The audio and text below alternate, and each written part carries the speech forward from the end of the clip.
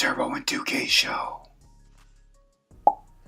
What is up, 2K crew? Yes, this is the time of year we've all been waiting for, most sports fans anyway.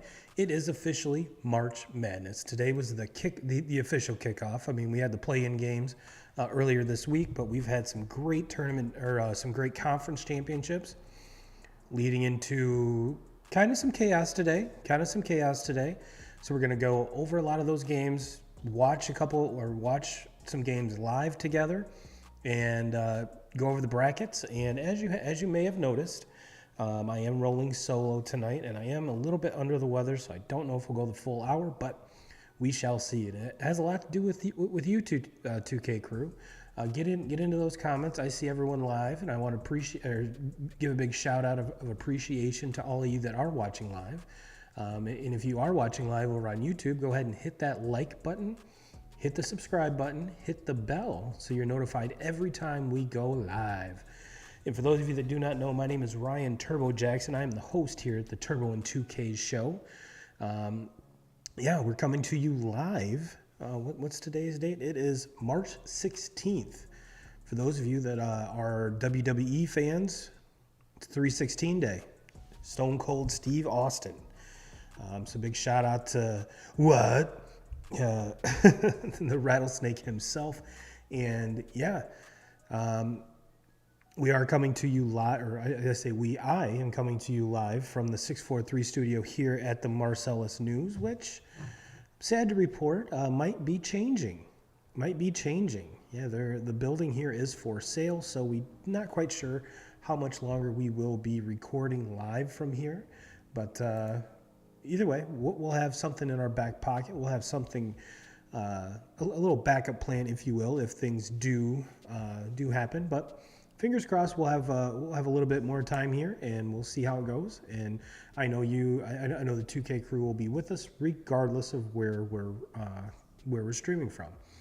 But yeah, for those of you on the audio side, thank you.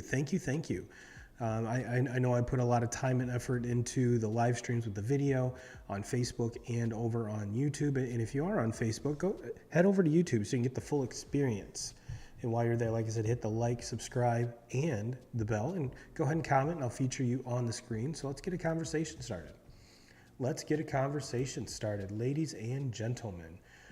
I am currently trying to watch the Colgate, Texas game. It was kind of the closest game here. I just flipped over from the Auburn, Iowa game.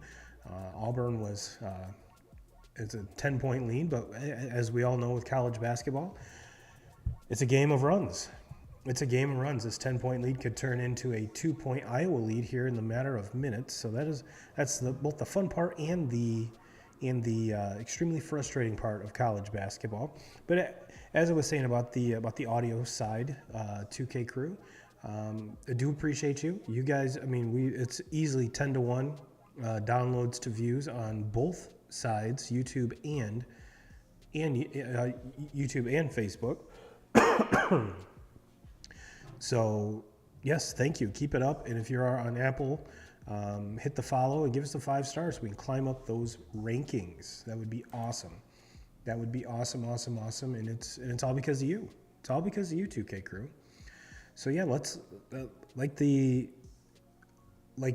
title of the video says, it's not March Madness anymore. It's March Insanity. We had an upset right out the gate. I mean, granted, a little bit of a closer one. I'm not sure if you would call it an extreme upset, but we did have West Virginia go down. And then shortly after that, we had Virginia go down, which was the first upset of the day. And I think that caught a lot of us by surprise. However, there were some fortunate ones, even in the bracket challenge here, which we will touch on. Give you the updates as it is right now in real time. But yeah, it's been kind of a wild day. And then just look at Princeton, Arizona, a 15 over a 2. 15 over 2, and we'll get into kind of some of the ramifications of that and how that kind of sits as far as perfect brackets are concerned. Well, I guess West Virginia, Maryland really wasn't an upset. It was an 8 over a 9, which is pretty much a pick'em. But that game came down to the wire, and yeah, the Furman over Virginia, 68-67. That was the first big hit. We've kind of seen the number 1 seeds here kind of hold serve, which is kind of expected. But yeah, just to give an update on my bracket, it stinks. All 3 of them stink. My betting record so far is horrible. So 2K crew, we're off to a magnificent start with this 2023 March Madness. And yeah, we got the ticker rolling. And we're going to get into this question here. Is there bracket collusion in the 2K's household? We shall jump into that as well. And speaking of the bracket challenge, thank you for each and every one of you that hopped in on that. I was getting kind of leery. There was only a couple folks jump in.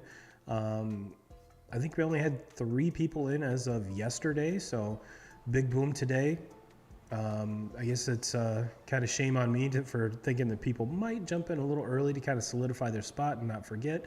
But we did have a couple folks at the 12 o'clock hour try to get a hold of me, and they got a hold of me, but were unable to get in. So it is what it is.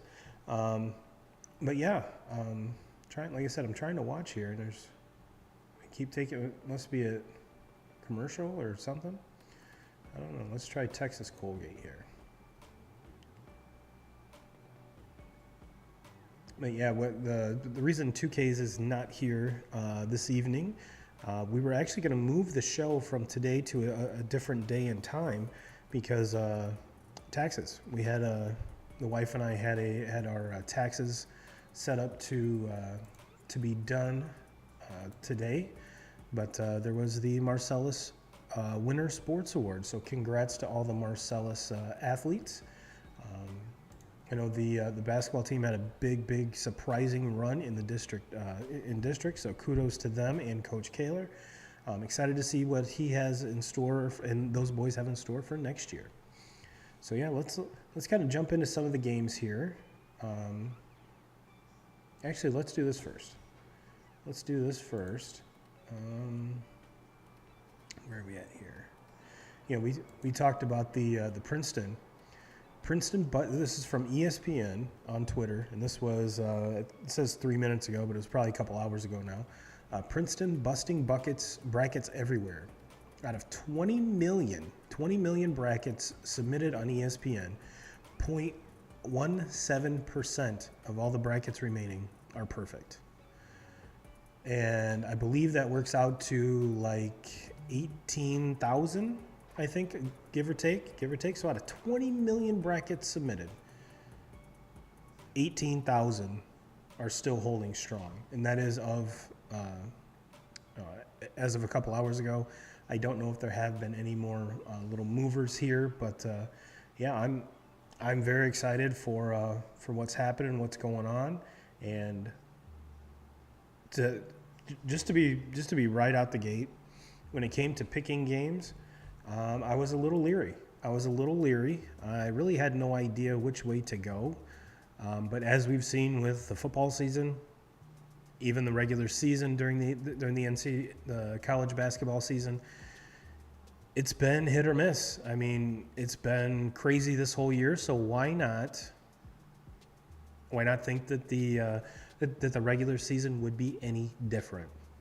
And picking these games were actually kind of hard. I mean, I can't be the only one that's like, all right, well, I can't really find a reason not to go chalk. And as we know, the vast majority of the time, you're not going to get a chalk bracket. And for those of you that don't understand the lingo, chalk means all the favorites win. So the lower seeds beat the higher seeds. Kind of seems kind of easy, but if it were that easy, then there wouldn't be perfect bracket challenges and everything else going up. And yeah, it would just be a little bit easier. And as we've seen, no one's taken Warren Buffett's money yet. Pat McAfee was putting up $100,000 for a perfect bracket, which mine got shot down the very first game. And it seems to me that that's usually the hardest game for me to pick. I don't know if it's like because it sets the stage for what's going to happen throughout the whole tournament, or maybe it's just me being a horrible picker. I don't know. But and there was some chatting and chirping going on early in the bracket challenge, and let's jump into that here. I'm going to start with the bottom of the bracket, bottom of the standings here. And I know it might be kind of hard to read on the screen, but we had 22 entries. And Miss Chelsea Kaler is bringing up the rear. And let's see, we had Troy is right above him, right above her. There's Cassie in the mix. We've got, actually, let me pull that up so I can see it better. And let's go here. And there's Cassie, Mr. J Stone, myself, Rich Thornburg, Rhino, Troy again, Jeremy Warren's up there. But yeah, this is kind of how everyone's sitting. And for those of you that don't know how the points work, in the first round, each game is worth 10 points. So Chelsea, and for this, and everyone was allowed to submit up to 3 brackets. And as you can see, there was a couple folks that did not submit 3 brackets because we only have 20, or I guess that's, 22 entries. And so, yeah, this is kind of the bottom of it. As you can see, right up here at the very top of the bottom is what I like to think is my favorite bracket that I put together. I am the only one in the group that picked Duke to win with one of my brackets. We see a Purdue, a couple Gonzaga, some Houston. We got one with Kansas. Troy's got Texas on this one. But let's go to the top. Let's go to the top. As you can see, Chelsea Kaler, Mrs. 2Ks herself, is leading the charge with 70 points. And this was out of, I want to say 90 at this point when I grabbed this screenshot, which was right before the show started. Her and Cassie are leading here with 70 points, 60 points respectively. And then we see, this is where the whole Kaler collusion might come in. We've got Kyle, we've got Troy, and we've got Chelsea, all right there at the top. All right there at the top. So, and we've got Mr. Jeremy Warren with two 50-point brackets, one with Alabama, one with UCLA. So Jeremy took a flyer on UCLA and has two strong brackets here with UCLA and one with Alabama. And we saw the star for Alabama go scoreless today. Maybe it was said that he was hurt. So, and I do have one with Tennessee winning, which was bracket for this guy here, bracket for Lil Boozy. And like I said, I have Duke, and that's my favorite one so far. And the one I really think that I really still think Houston is going to win this whole thing. So yeah, it's we got Texas and Colgate up, and Texas looks like it's handling business. But like I already mentioned, college basketball is a game of runs. Who's going to go on a run first? That they usually jump out to a pretty big lead, and then kind of goes. And it seems kind of like the officials are like, we can't have this one be quite a blowout. So the whistles kind of tighten, and then we see that team that's trailing make a little bit of a run, a little bit of a comeback, and then it gets tighter. And that's where you see the better teams, when it comes down to that, pull away again and stay ahead. They just kind of it's basic college basketball. Anytime there's a big lead, like it says here, Texas is on a 14-1 run here. They're up 35-18 and 37 with a possible, nope, he stepped out of bounds. So, yeah, I was, let's see, did he step out? No. Yep, there it is. His heel went out. Yep. So it looks like Texas has things well in hand so far, but we are still in the first half, 5 minutes to go. Auburn is up on Iowa, 58-41. Auburn came out scorching hot, and Iowa could not buy a bucket. And speaking of Iowa, when I did do my brackets, I was kind of Big Ten bias.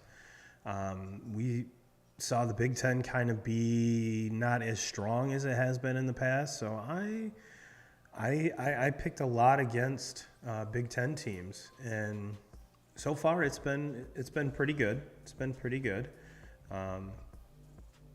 But let me see here. Yeah, Duke is up on Oral Robert, 48-23. Northwestern's up on Boise State, 38-32 at half. We already mentioned that one. But yeah, the start of the day, West Virginia goes down to Maryland. That was a close game. And it seemed like if West Virginia could have held on to the ball, they would have won that one, and that would have been sweet because that was one of my picks. Furman over Virginia. Again, we're seeing ball security kind of be the bugaboo, I guess, for a lot of these teams. I mean, it seems like, especially towards the end of the game, is what boggles my mind, is that you see just a lot of silly mistakes. And that seems to be, at least here in the early going, kind of a theme for some of these teams. Missouri over Utah State. I did not watch a minute of that game. Kansas handles Howard 96-68. That does seem like a lot of points until you look at the point spread. I want to say it was like plus 30 or plus 32, 35 was the spread on that. I think that was the one. Alabama over Texas A&M CC. And no, I don't want the, the MLS League Pass. Thank you very much. San Diego State over Charleston, 63-57. Princeton over Arizona. We talked about that one. Huge upset there, 59-55. Excuse me. And right before I came in, I watched the end of the Arkansas-Illinois game. So again, a Big Ten team that kind of Arkansas didn't play its best ball, and obviously Illinois did not play their best ball, and it just came down to, well, for one, Arkansas couldn't miss a free throw when it came down to it. Illinois did get that close before, like I said, Arkansas could not miss a free throw, and that kind of put the game out of reach, kind of with like a minute and change left. But we do have Houston tipping off here at 9:20, followed by Tennessee, Louisiana, Texas A&M, Penn State. That's a game that I was really intrigued with a 2.5-point spread to A&M. And this is honestly the first year I took into consideration the point spreads when it came to choosing a lot of these teams that I'm not super familiar with. If it was there was a couple of them. At least one of them's bit me in the butt. West Virginia was favored. But again, I want to say it was only like 1.5. So anytime you get a close point spread like this, I'm really intrigued because I have a feeling you're going to see a good game. But like I said, Texas A&M is favored 2.5 over Penn State. Tennessee is 11 points. Houston, I believe, is the closest spread of all the number ones at 18.5. So if you are a betting person, which I am, with the results of a lot of these number one seeds today, I mean, I'm a little leery taking a 25-point spread on a college basketball game. But 18.5, even though it is a lot of points, in kind of consideration of what the other ones were, maybe give that a look. But Houston lost in their conference championship against Memphis. So how much do conference championships really matter? I'm not sure.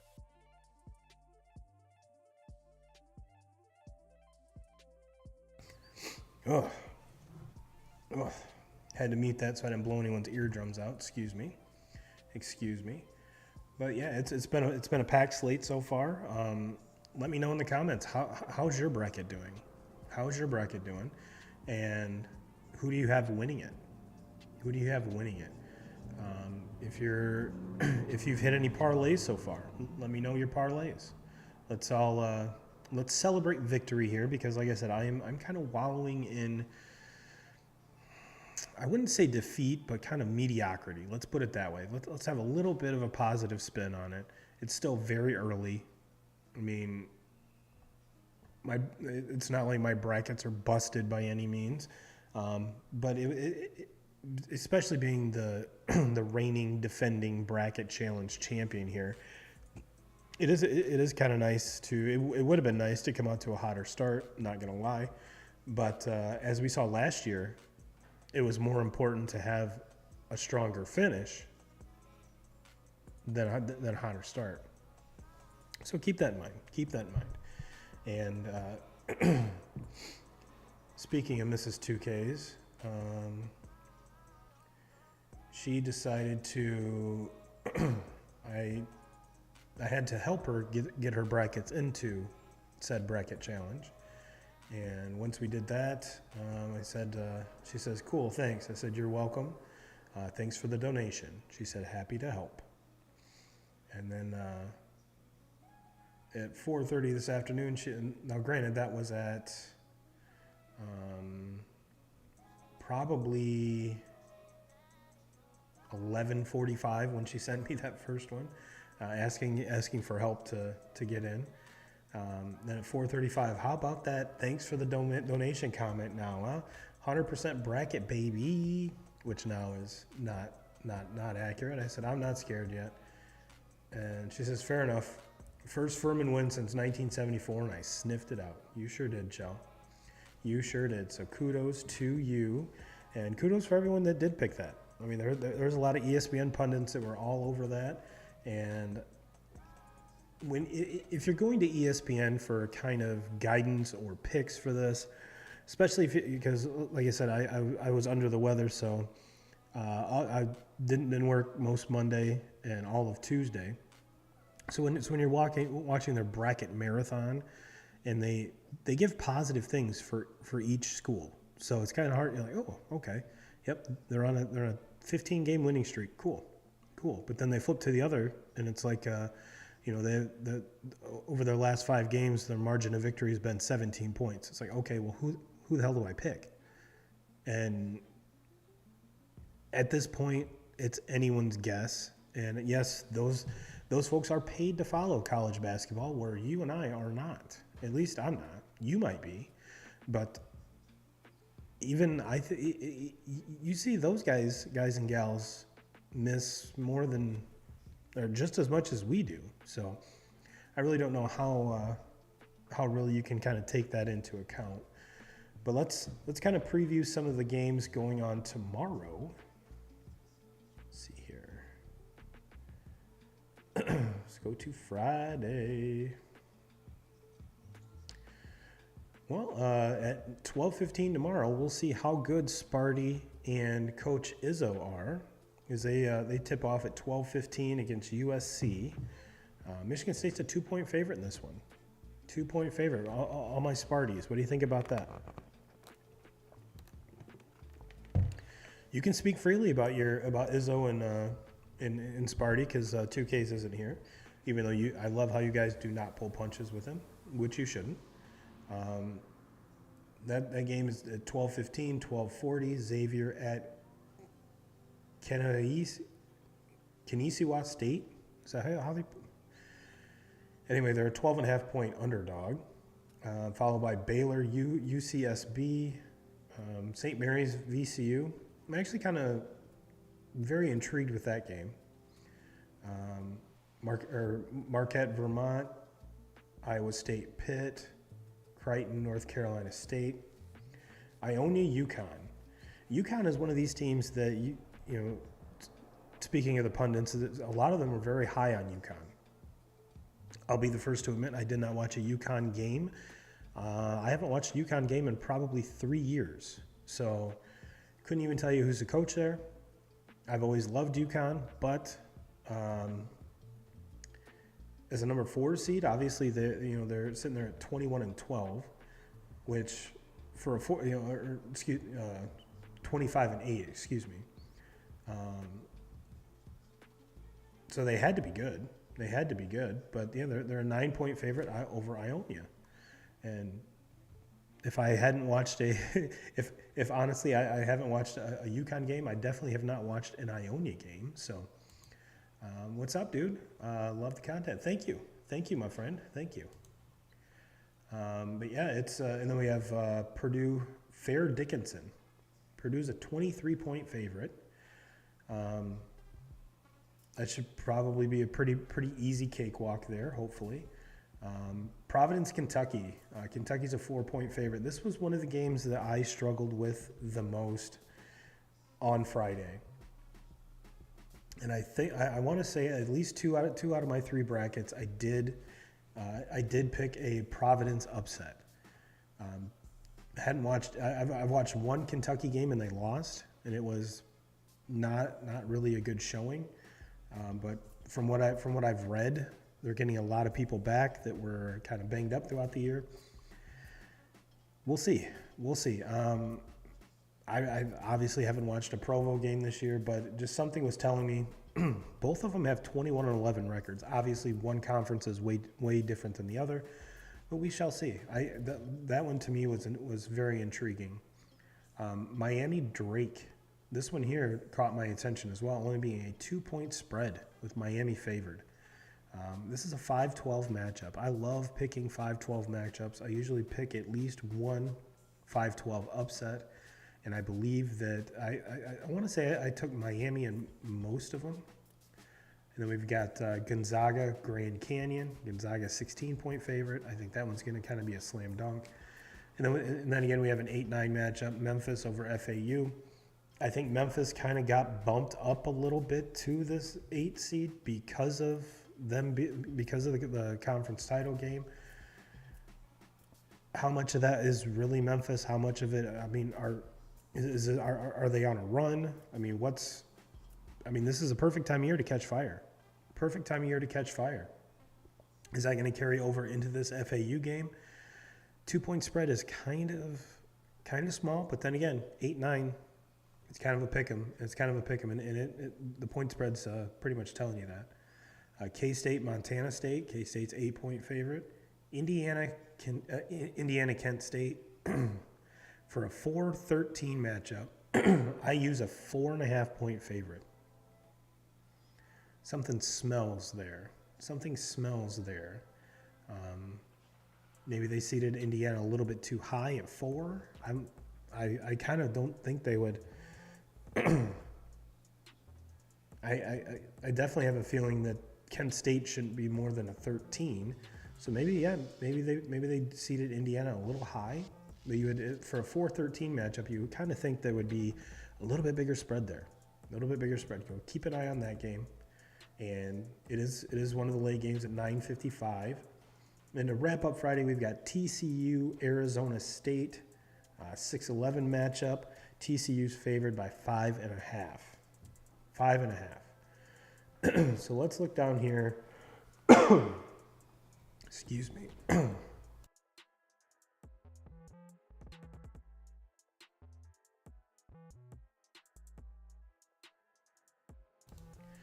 Thank God for a mute button so I don't just drown mucus all over you guys and gals. But yeah, if you guys want some locks, and we're going ATS against the spread, give me St. Mary's. St. Mary's over VCU. Let's see.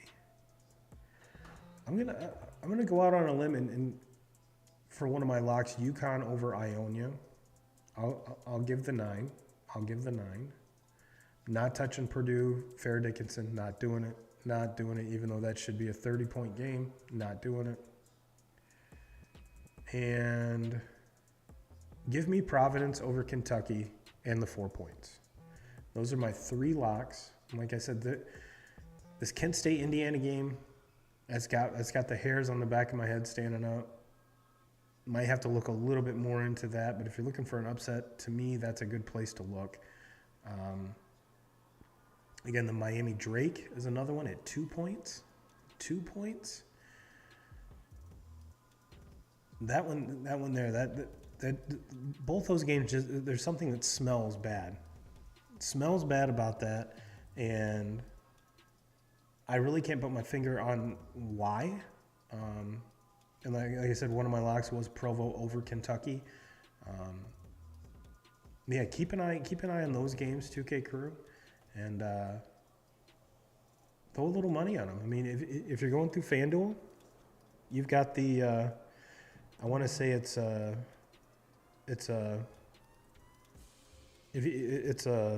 what's it called? No sweat parlay. So it's a once a day bet. You have to opt in, and if your parlay loses, you get up to $25 back, depending on how much you bet. So I mean, risk free, same game, or no, that's same game parlay. But yeah, a no sweat parlay. So you're getting at least some credit back to roll it on the next day. So thank goodness for that, because yeah, like I said, I am 0-2. Let me see if did I make any more today? I think I did. I think I made one more before the show started. So let me log in. And one thing I haven't looked into, 2K Crew, is, yeah. I have Houston. I took Houston by 11, the Tennessee money line, Texas A&M money line, and UCLA minus 17.5. So I believe, yeah. And one of the coolest things about FanDuel is they give you the popular parlays. Because otherwise I'd be hunting and picking, and the vast majority of the time, if you pick one of these, popular parlays, a lot of times they actually do hit. They actually do hit. And what's cool is it'll tell you how many people have placed it. So that four-legger that I just went over with you, there's 14,257 people have placed that bet. And I'm glad I got in when I did, because the odds have moved. It went from like plus 425 to plus 374.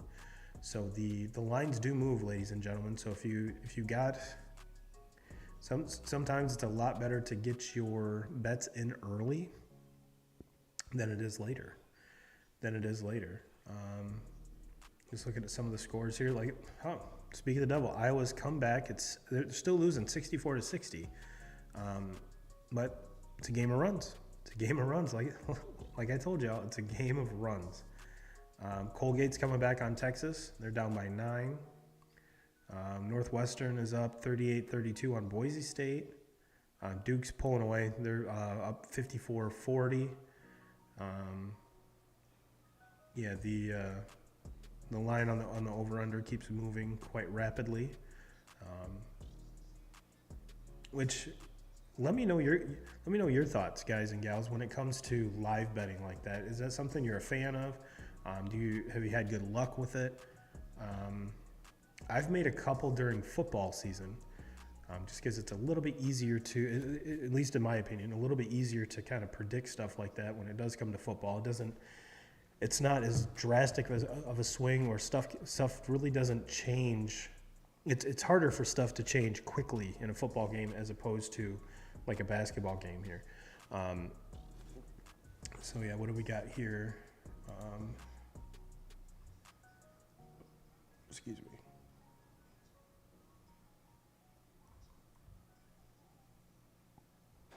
It looks like Texas Colgate is at halftime.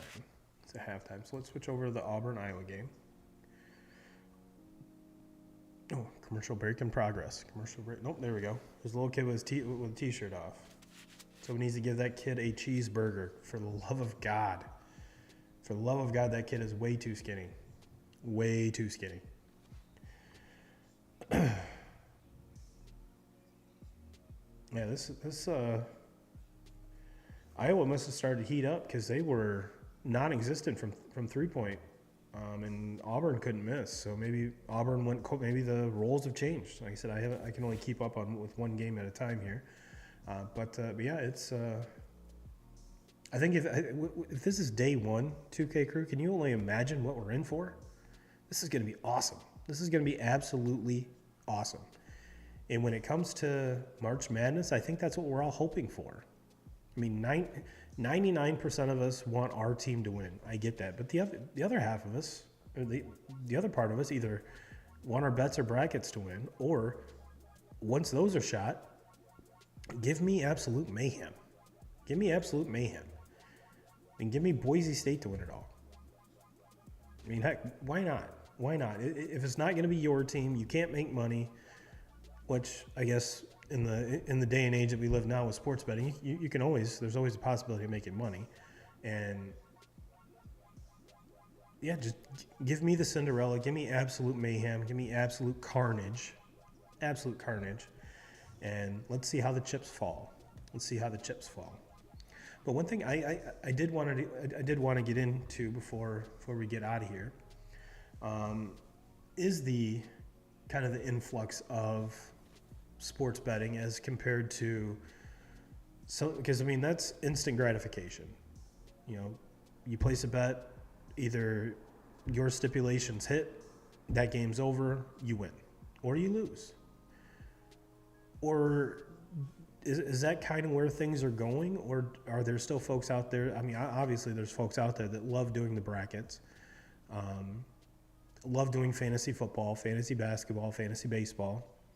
Or are you more inclined to spend your money on an app like FanDuel, DraftKings, something like that, because I'm going to admit, usually I am the biggest fan of fantasy football.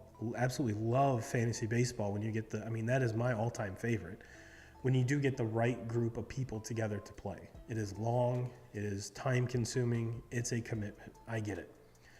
But as a huge baseball fan, that doesn't bother me. That doesn't bother me at all. And it's actually something that I became quite good at.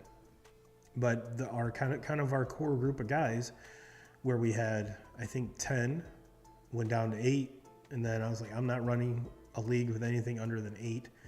So just kind of it kind of fizzled out.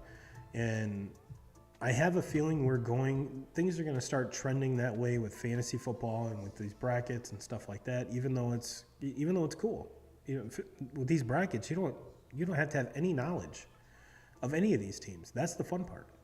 I mean, we kind of touched on it last week. Picking teams by color, the color of their uniforms, how cool their mascot is, stuff like that. I mean, we've all heard stories of the lady in the cubicle next to the guy who, is a dedicated watcher, watches, 20 hours of college basketball a week, gets beat by Sally in the cube next to him because she just liked the mascot, or those are my favorite colors. So that's kind of the fun part about it, because everybody can do it. Not everyone can play fantasy football. I mean, you can, but to play it well and have fun at it, not everybody can. But I think when it's all said and done, the sports betting is going to kind of overtake and overshadow that. Will there be folks that do it? Still do the brackets, still do the fantasy football and stuff? Absolutely. There's going to be the diehards. There's going to be the diehards that do that and sports bet. But to me, I like the more, and this is totally against a lot of my personal characteristics, is I'm liking the more instant satisfaction. I really am. I don't know. Let me know your thoughts, 2K Crew, because not that I'm saying we're canceling fantasy football, not to say we're canceling the bracket challenge. It's just an honest question. It's just an honest question. So let me know your thoughts down below. And I think with that, we're going to get out of here. Best of luck to everyone in the bracket challenge. I appreciate your donation. I will be taking home the cash again this year, so I do appreciate it. And thank goodness, because last year when I won the bracket challenge, I put that money right back into my FanDuel account, and it was kind of like I never even bet on college basketball. So it kind of worked out. So like I said, best of luck to everyone in there. Thank you for the donation. We'll be back next week with 2Ks in tow. And we'll get back to our top 5. We'll get back to all the cool things that you guys and gals have come to expect from us. And hopefully I don't sound as nasally or as nasty as I do next week. So everyone have a great week. Weather's going to be up and down. Everyone stay warm tonight and tomorrow and throughout the weekend. But I have a feeling greener pastures and warmer weather are in our future. So everyone, like I said, everyone have a great week. We will see you next week. And as always, Jim Rome, we're coming for you.